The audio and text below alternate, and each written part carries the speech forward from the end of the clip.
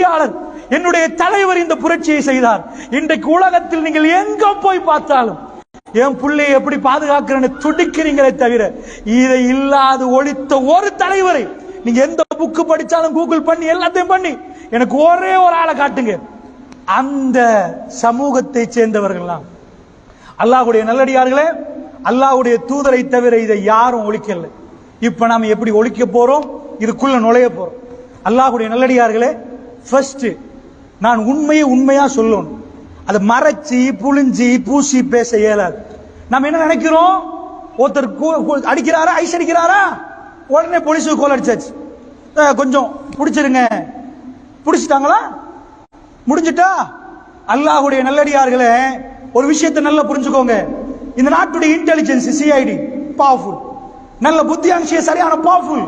அவர்களுக்கு தெரியும் ஒரு பிரச்சனை, ஒரு முடிய வச்சு கொலைகாரனை கண்டுபிடிச்சாங்க, ஒரு முடிய வச்சு கண்டுபிடிச்சாங்க.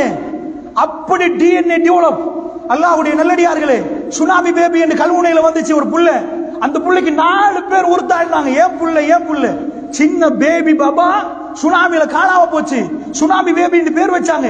யாரு பாவமா வழக்கு போடப்பட்டுச்சு. அந்த பிள்ளைக்கு அவங்கண்டாங்க இவங்கண்டாங்க. சின்னத்துல காணாம போன பிள்ளை யாருக்கு பிடிச்சு கொடுக்கிறது, யாருக்கு எப்படி கண்டுபிடிக்கிறது? அந்த புள்ளைய டிஎன்ஏ பரிசோதனை பண்ணி இன்னார்ந்த புள்ளை என்று சொன்ன நாடு. அந்த அளவுக்கு டெக்னாலஜி இருக்குது. அதனால் நீங்க பல கொலைகளை பார்த்திருப்பீங்க.